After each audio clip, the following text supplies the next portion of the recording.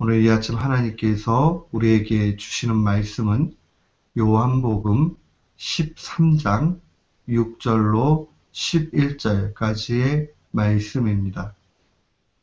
요한복음 13장 6절로 11절. 우리 6절 말씀부터 같은 마음으로 봉독토록 합니다. 시몬 베드로에게 이르시되 베드로가 이르되 주여 주께서 내 발을 씻으시나이다. 씻으시나이까? 예수께서 대답하여 이르시되 내가 하는 것을 네가 지금은 알지 못하나 이후에는 알리라. 베드로가 이르되 내 발을 절대로 씻지 못하니이다.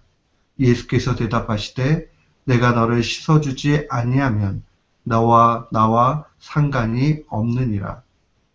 시몬 베드로가 이르되 주여 내 발뿐만 아니라 손과 머리도 씻어주소서. 예수께서 이르시되 이미 목욕한 자는 발밖에 씻을 필요가 없느니라. 온몸이 깨끗하니라. 너희가 깨끗하나 다는 아니라 하시니 이는 자기를 팔자가 누구인지 아심이라. 그러므로 다는 깨끗하지 아니하다 하시니라. 아멘. 저는 오늘 본문 말씀 요한복음 13장 6절로 11절 말씀을 통해서 섬김은 삶의 기쁨을 회복하는 마중물입니다 라는 제목으로 주의 말씀을 선포하도록 하겠습니다. 사람들에게는 인생을 살면서 바람이 있습니다. 그 바람은 하나로 다 요약해서 보면 바로 삶 속에 기쁨이 충만하기를 원합니다. 모든 사람이 기쁨 가운데 있는 것을 좋아하지 슬픔을 즐거워하는 사람은 아무도 없습니다. 인생을 한마디로 이야기하면 기쁨을 추구하는 인생입니다. 근데 이 기쁨을 추구하는 것은 성경의 가르침이기도 합니다. 데살로니가전서 5장 16절 말씀은 우리에게 항상 기뻐하라고 그렇게 명령합니다. 항상 기뻐하라. 이 기쁨을 추구해 나아가는 것은 죄가 아니라 오히려 하나님께서 우리에게 요구하시는 겁니다. 어떤 면에서 보면 우리에게는 그리스도인으로서 쾌락을 추구해야 되는 그러한 명령과 자유가 있습니다. 근데 이 쾌락은 세상의 쾌락과는 물론 다르겠지요. 그렇기 때문에 이 기쁨을 추구해 나아가는 것은 우리에게 매우 중요한 문제라 볼 수 있습니다. 근데 문제가 있습니다. 우리의 삶을 들춰보면 기쁨만 있는 것이 아니라 삶 속에 또한 근심도 슬픔도 함께 있습니다. 어떨 때는 기쁨은 완전히 다 사라지고 불평과 걱정만이 앞설 때가 있습니다. 과연 우리가 이 땅 가운데서 슬프고 불평하고 근심하는 데는 그 원인이 무엇일까 생각해 봐야 됩니다. 성경은 우리에게 한마디로 이 모든 일들이 환경적 어려움에서 오는 것이 아니다라고 단언합니다. 하나님의 말씀은 우리가 태어나기를 너무 어렵게 태어나서 아니면 우리 주변의 환경이 너무 도탄에 빠져 있기 때문에 도저히 회복될 수 없다라고 그렇게 가르치지 않습니다. 우리가 잘 아는 바울 서신 가운데 빌립보서가 있습니다. 빌립보서의 별명은 기쁨의 서신이라 그렇게 이야기합니다. 이 기쁨의 서신이라고 이야기하는 이유는 이 빌립보서 안에는 기쁨이라는 단어가 너무나 많이 사용되기 때문에 그렇습니다. 그런데 우리가 잘 알지만 이 바울 사도가 기록하고 있는 빌립보서는 그가 옥에 갇혀 있을 때에 썼던 하나님의 말씀입니다. 그런 의미에서 보면 아무리 메인바가 되고 어려움이 되고 환경이 우리를 옥죄어와도 결국은 우리는 얼마든지 그 환경을 이기며 주 안에서 기뻐할 수 있다는 겁니다. 바울 사도는 빌립보서 4장 4절에 이렇게 주의 말씀 증거합니다. 주 안에서 항상 기뻐하라. 내가 다시 말하노니 기뻐하라. 우리가 주 안에 있을 때만 기쁨이 있다는 것을 분명히 볼 수 있습니다. 세상에 사는 사람들, 또한 우리가 믿음이 약해지고 그러면 자꾸 환경 탓을 합니다. 좌우를 살펴보면서 아이고 내가 환경이 이렇게 어렵기 때문에 기쁨이 없다 생각을 합니다. 근데 그것은 오류입니다. 우리가 믿음의 눈으로 보면 우리가 기쁘지 못한 것은 바로 인간의 죄악 때문에 그러합니다. 우리 속에 죄의 문제가 해결되지 않는 한 우리에게는 기쁨 없습니다. 죄는 인간의 기쁨을 빼앗아가는 그러한 중심 내용입니다. 따라서 우리가 이 죄의 심각성, 이것을 깨달아야 됩니다. 오늘 본문의 이 13장의 스토리는 우리가 잘 아는 예수님께서 제자들의 발을 씻기신 장면입니다. 그 1절의 말씀은 이렇게 시작을 합니다. 6월절 전에 예수께서 자기가 세상을 떠나 아버지께로 돌아가실 때가 이른 줄 아시고 세상에 있는 자기 사람들을 사랑하시되 끝까지 사랑하시느니라. 예수님의 그 끝까지 사랑하시는 그 모습은 제자들의 발을 씻겨주시는 데에 나타납니다. 소위 세족식, 발을 씻겨주는 이 일들은 영적인 두 가지의 큰 의미를 내포하고 있습니다. 예수님이 스승이 되셔서 이 선생이신데도 제자들의 발을 씻겨줬다 하는 이 의식을 통해서 우리가 볼 수 있는 첫 번째는 죄의 치명상을 제거하고 계시다는 겁니다.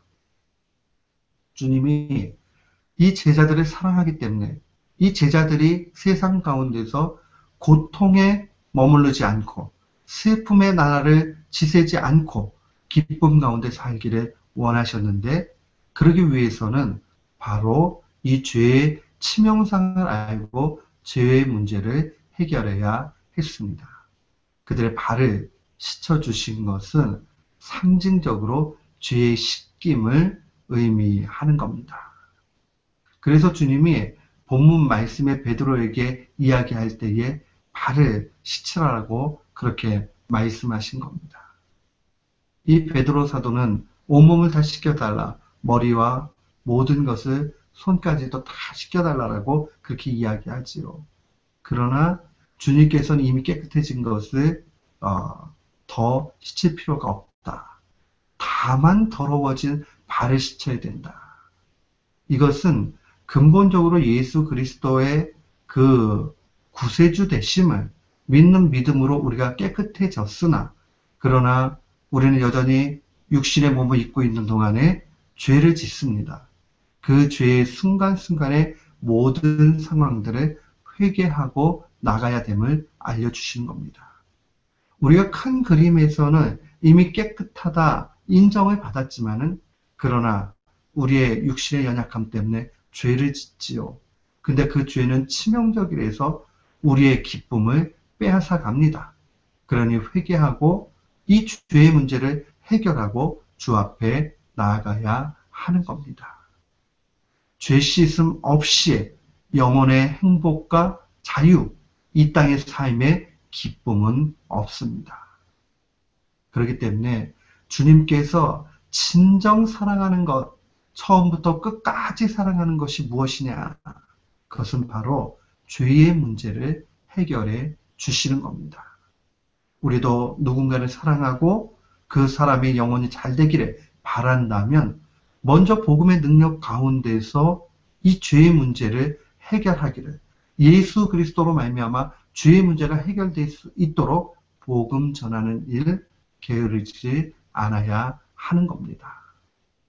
또한 주님께서는 이 제자들의 발을 씻으시면서 참된 행복의 길을 제시해 주셨습니다. 그것은 바로 섬김의 삶입니다.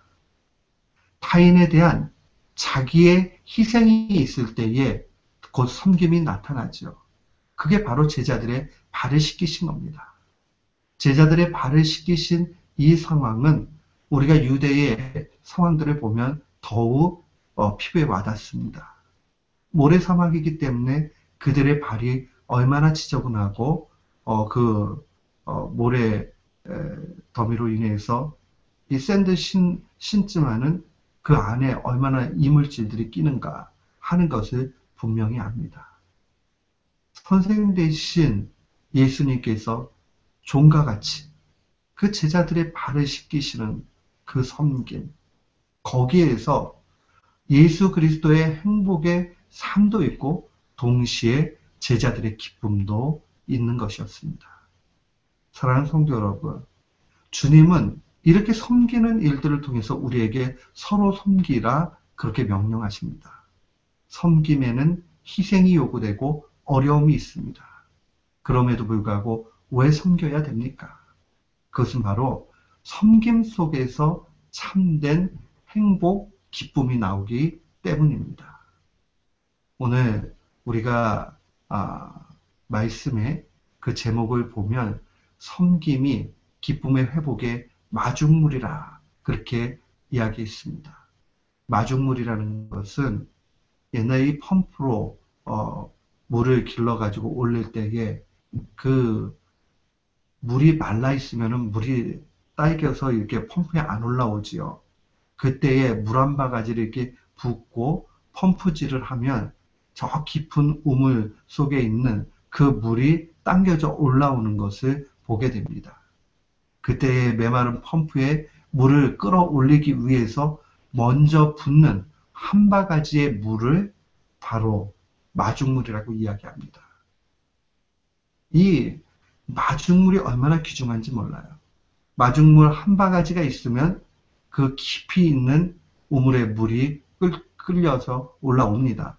그러나 그것이 없으면 아무리 펌프질을 해도 따라 올라오지 않습니다. 바로 우리의 삶도 마찬가지입니다.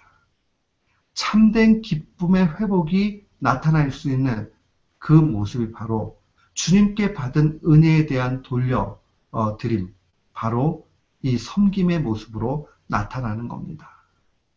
섬김을 우리가 온전히 하기 위해서 필요한 것은 그 실천적 조건이 있지요. 그건 바로 나의 기득권을 내려놓는 겁니다.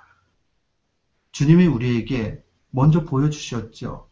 스승됨의 그 상황들을 다 내려놓고 친히 종이 되어져 그 제자들의 발을 씻어 주셨습니다. 우리가 그리스도인이 되었다는 것은 우리의 기득권을 내려놓겠다는 신앙 고백입니다. 저도 이번 고난주간을 지나면서 오늘 본문 말씀을 묵상하면서 이러한 결단을 미리 내렸습니다. 우리는 부모로서의 기득권을 가질 수 있습니다. 자녀들이 나한테 당연히 순종해야 되고 당연히 잘해야 되고 나의 마음을 상하지 않게 해야 된다. 틀린 것 아닙니다. 그러나 때로는 이러한 기득권을 내려놓을 필요가 있습니다. 자녀들도 마찬가지죠. 부모는 나를 보호해야 될 의무가 있다. 틀린 말이 아닙니다. 그러나 때로는 자녀로서의 그 기득권을 내려놓을 수 있어야 됩니다. 목회자로서 성도들을 향해서 지도자에게 순종하라 주님의 말씀을 명령했으니까 분명히 나는 몸된 교회를 이끌어 나가는데 이 성도들이 나를 따라와야 돼. 틀린 이야기가 아닙니다. 그러나 때로는 그러한 기득권을 내려놓을 수 있어야 됩니다. 성도는 교회 지도자들은 목회자들은 이러이러해야 되고 당연히 헌신해야 돼. 틀린 이야기가 아닙니다. 그러나 그러한 기대와 그러한 마음가짐을 조금 내려놓을 필요도 있습니다. 그 섬김이 바로 우리의 기쁨을 충만케 만드는 그러한 시작이 됩니다. 사랑하는 성도 여러분, 주님은 오늘 우리에게 말씀하십니다. 예수님이 우리에게 친히 보여주셨던 죄사함의 은총, 그 죄의 시침이 얼마나 큰 기쁨이냐는 것을 분명히 알려주셨고, 우리가 이 땅 가운데 섬김의 모습으로 살기를 원하신다는 걸 보여주셨습니다. 우리 모두도 이 두 가지 기억하면서 사죄함의 은총 가운데 기쁨을 누리고 동시에 섬김의 삶을 살아가는 우리 모두가 되시기를 주님의 이름으로 축원합니다. 아멘.